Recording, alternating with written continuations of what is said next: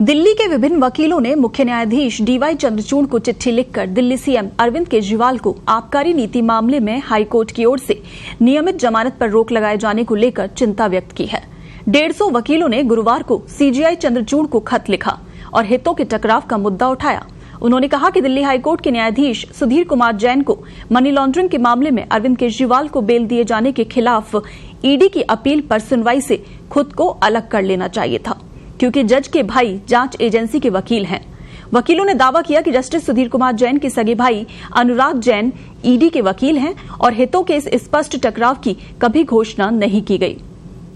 हालांकि सूत्रों ने बताया कि वकील अनुराग जैन आबकारी नीति घोटाले से संबंधित धन शोधन के किसी भी मामले को नहीं देख रहे हैं।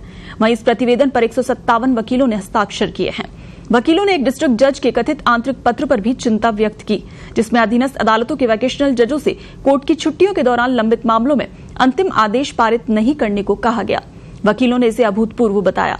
उन्होंने अरविंद केजरीवाल की जमानत के मुद्दे को उठाते हुए कहा कि जज ईडी और सीबीआई मामलों में जमानतों का अंतिम रूप से निपटारा नहीं कर रहे और लंबी तारीखें दे रहे हैं। ये प्रतिवेदन इसलिए महत्वपूर्ण है क्योंकि ये राउज एवेन्यू कोर्ट की अवकाशकालीन न्यायाधीश न्यायबिंदु के उस आदेश को लेकर भेजा गया है जिसमें उन्होंने 20 जून को अरविंद केजरीवाल को दी थी जमानत और बाद में ईडी की अपील पर दिल्ली हाईकोर्ट ने जमानत आदेश पर रोक लगा दी थी।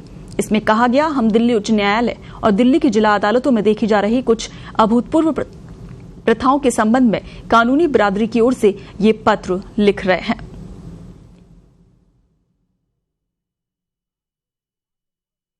जवाहर साहब भी हैं, कुछ सुप्रीम कोर्ट के मेंबर हैं, बाकी डिस्ट्रिक्ट कोर्ट हाई कोर्ट के मेंबर हैं। उन सब ने एक सिग्नेचर करके एक चिंता जाहिर की है कि पिछले कुछ दिनों से, जब से अरविंद केजरीवाल जी को बिहाइंड द बार जाने के बाद ईडी ने जिस तरीके से ईडी की कोर्ट डेजिग्नेटेड कोर्ट की बेल मिलने के बाद उन्होंने हाई कोर्ट में उस ऑर्डर को चैलेंज किया, बिना उनके पास ऑर्डर हुए हाई कोर्ट ने उसको स्टे किया और बाद में पता चला कि ऑनरेबल हाई कोर्ट जज सुधीर कुमार जैन साहब जो हैं उनके रियल ब्रदर ईडी के काउंसिल हैं, ईडी के पैनल लॉयर हैं।